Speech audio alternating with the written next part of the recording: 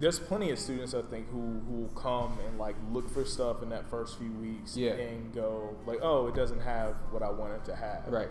And kind of mope about it, right? But like, why do you think you were just like, well, no, let me go do something about it? Well, I think it's because when most people come in, they know that they're going to stay for 4 years. Yeah. So they're like, all right, I got time. Let me just situate for my first year, freshman year. My freshman year just ended, so I only have a year and a half left. When people are going into their junior and senior year, they're not saying, I have time to do this. That's when they start going in. Okay. So I already had that mentality of I got to start building my resume. I started making connections. I started to get acclimated to the community, because if I don't, 2.5 years are going to fly by, and then my resume and everything is going to look exactly like it did when I was 17. So, like, what do you think was kind of your lead into that? Into student government, or? Yeah, student government and getting involved. Like, how did that happen for you? Yeah, it was interesting. It was completely random. Michael walked up to me at the BSA lunch, or the mixer that happens at the beginning of the year. Yeah, and he just said, "You look like a person that'd be interested in student government." That's it. That sounds like something Michael would say. Yeah. And so I wish I had a more interesting story, but that's literally. It involves Michael, so yeah. So yeah, not in a bad way. That's right. Just you know, when you know Michael, right? That's sounds exactly like something he would do and say. Yeah. So he just said, "Come by my office tomorrow," and I was like, "Okay." Okay. And then we just had a conversation. I hit it off. I found out who Michael was. Yeah.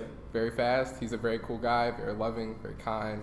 Yeah. He runs a business too, I think. He does like entrepreneurship and speaking.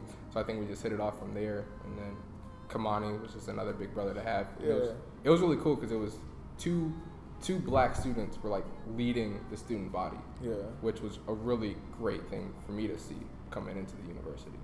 What was like, so I mean, you got involved in student government. Like, what was that first year like, as far as like, what was your experience like? Because you immediately came in and had kind of an executive level position, whereas like a lot of people don't do that. A lot of people maybe are a senator. Yeah. A lot of people may like kind of watch and then eventually get in. But like, what was the experience like coming in and immediately being an executive? Right. It was cool because Michael and Kamani, they just instantly like jumped me into it. Yeah. We pretty much a couple weeks after I got initiated as executive, there's a statewide conference that we have every month called the Association of Student Governments, and he was like, "You're coming with us to that." And there's only 4 people from each school, and so not only did I get to get acclimated to our student government, I also got to meet all the 75, 80 other student leaders across the state from public schools, which was, for me, that was like, all right, I'm here. I like this. This is great.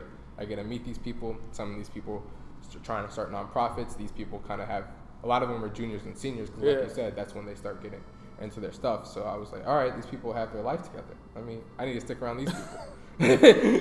What was it like here in kind of that environment, doing the work that you were doing as an executive? At UNT Asheville?